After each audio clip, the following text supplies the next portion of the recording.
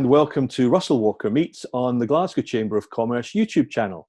Oh, and remember to subscribe by clicking the big red button and then the little bell icon so that you can join us and get loads of great new content every week.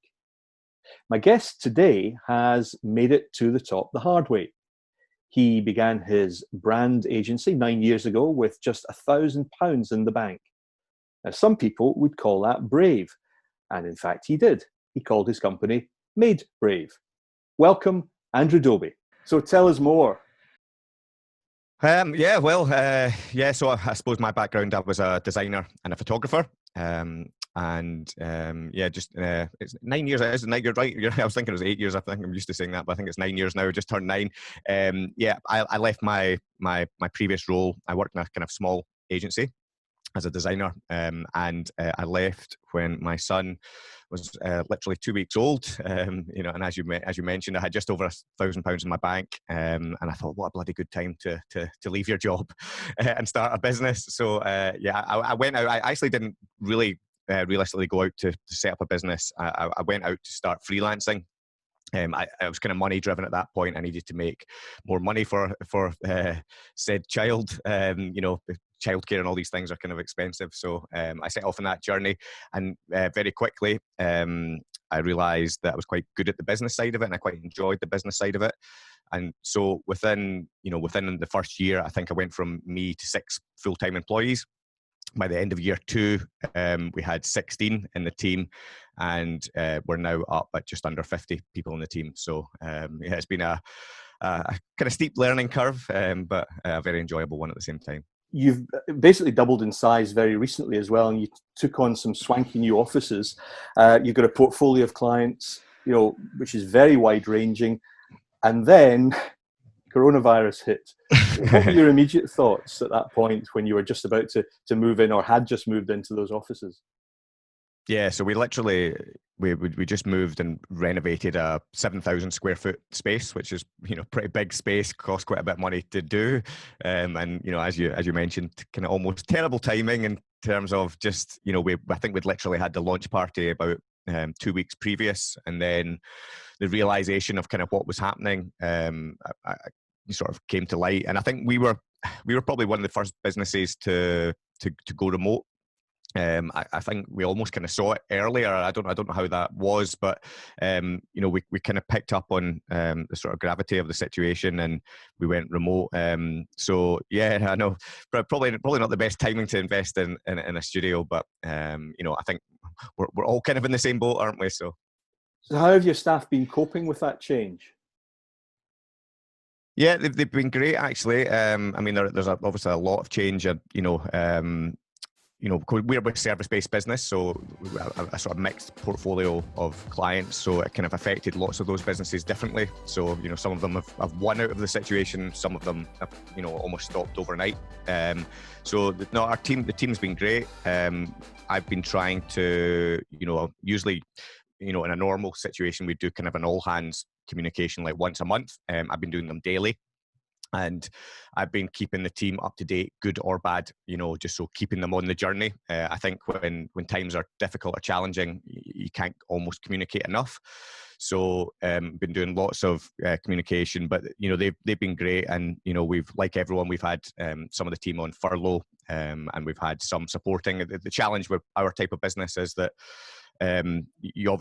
we've got contracts that are in place that we need to service, and also we need people there to win new business as well. So you've kind of got a balancing act of how many people you can you place on the retention scheme and how many people you can keep working. So now the team have been great. For those that have gone off, they're doing their part to help, to support the agency, the company, and for those that are there, they're doing their part as well by some of them having to work a little bit harder maybe to pick up the slack almost. I mean, what sort of feedback are you getting from them in terms of them, appreciating that they're working from home in some cases just now, but also some perhaps who would rather be working back in an office environment? We've just launched work from anywhere policy now. So This was something I was always going to end up doing at some point with the agency.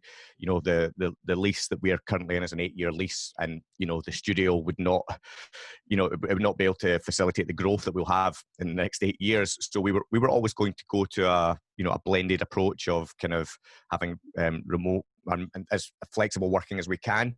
So you know, with COVID, I suppose it kind of threw us into the deep end in a good way. It let us test it, and we know it works. You know, it's all based on trust, isn't it? That people will do what they need to do, and so we've very much seen that that's the case. And so yeah, we've moved to this work from anywhere policy, where we're now going to allow the team to decide if they need to be in the studio.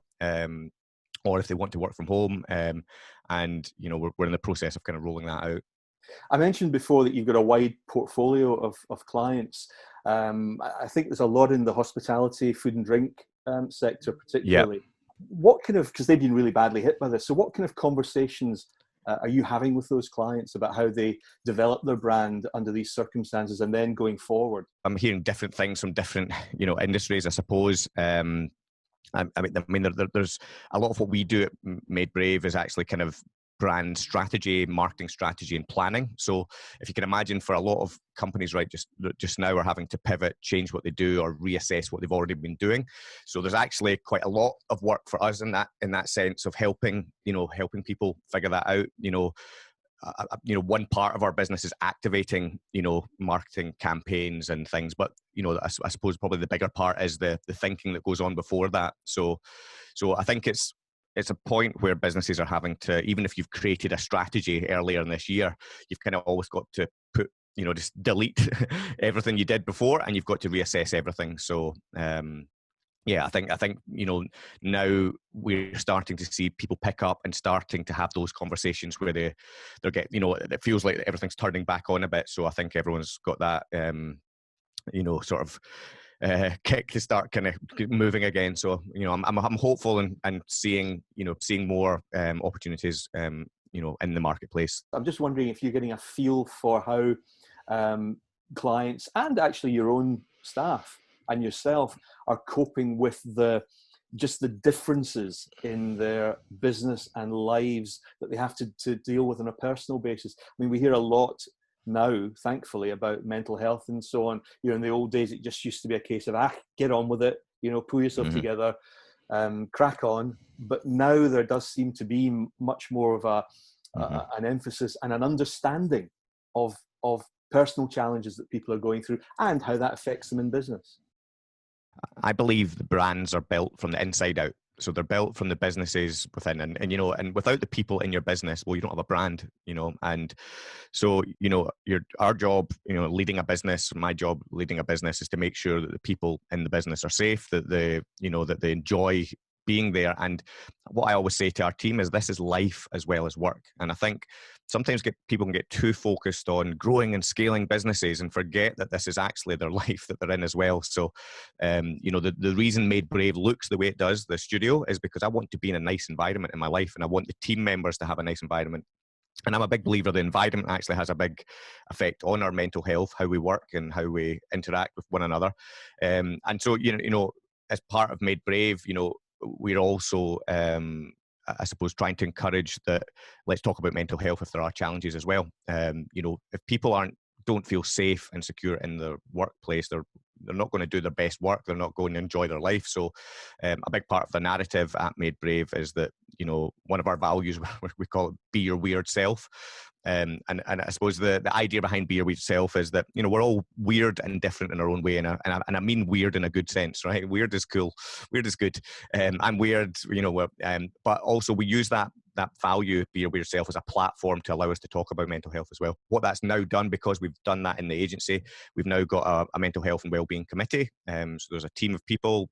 Raymond, who's my commercial director, has become an ambassador for a charity called NABS, which is a mental health charity specifically for people in the creative industries.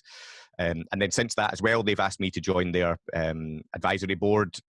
So I think as soon as you start to have these conversations, it starts a kind of chain of events, which is what's been nice to see is that it's come and created something physical, and now the team know it's okay to talk about things. It's okay to come and speak to us if they're having problems or challenges, but also it's kind of pushed the business to then give physical support in terms of the committee, in terms of helpline numbers, and so I think, yeah, more and more so, it's important, and especially just now, because just now, I mean, there's so many businesses that are going to be failing or struggling, and mental health is an important thing to talk at the moment, because there'll be so many people under huge amount of pressure.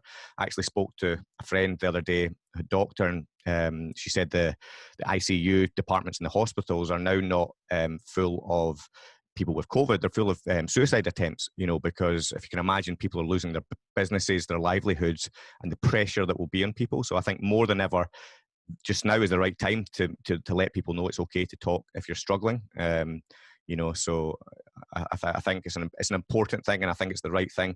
And I'm very passionate about this. You can tell I'm going off on a rant now, but I think also, like us all, during the beginning phases of this, I went into real panic, when you've got 50 salaries to pay, you've got, it's a huge amount of kind of overhead and everything else, that sits on your shoulders. And, when you start seeing jobs and things, disappearing. However, I suppose, I think everyone had that kind of first few weeks of panic, and then I took the decision and kind of changed my mindset around and thought, I'm going to lead my way through this, and I'm going to do kind of what I said earlier, and how can I help people? So I set up a creative industry COVID support group on LinkedIn. Within a few weeks, it had about 3,500 people join. And it gave me clear purpose during COVID. It gave me something to focus on. It gave me something to realize that I could help. I could have a sort of bigger impact. And I think, as part of that as well, I then took and wrote my story of kind of the phase of going through COVID and that panic stage, and then turning it around into positivity and kind of trying to lead my way through it. And I put that out, and put that out on an article on LinkedIn. It's on my page if anyone's watching and wants to go and read it. And it was amazing, because from off the back of that, I had like hundreds of messages from other people saying that that's just what I needed to read right now. I was in a really difficult place.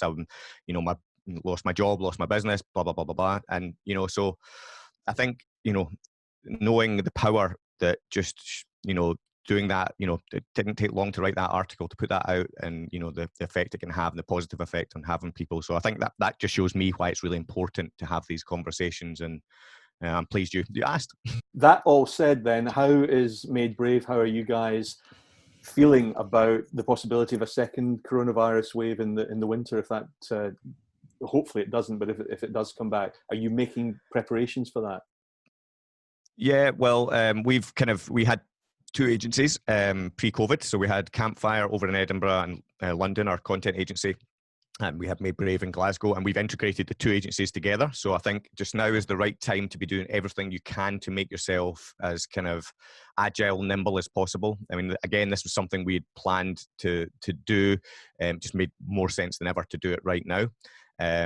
We'll stay remote as long as we can, I think. Even though we have that studio, I'm not going to let that draw us back in. We came very delicately into COVID, if that makes sense, in terms of we were kind of one of the first ones to go remote, and I think we'll be one of the last ones to come out again. I think for me, it doesn't feel worth the risk to put everyone back in the room together if there was a kind of an outbreak again.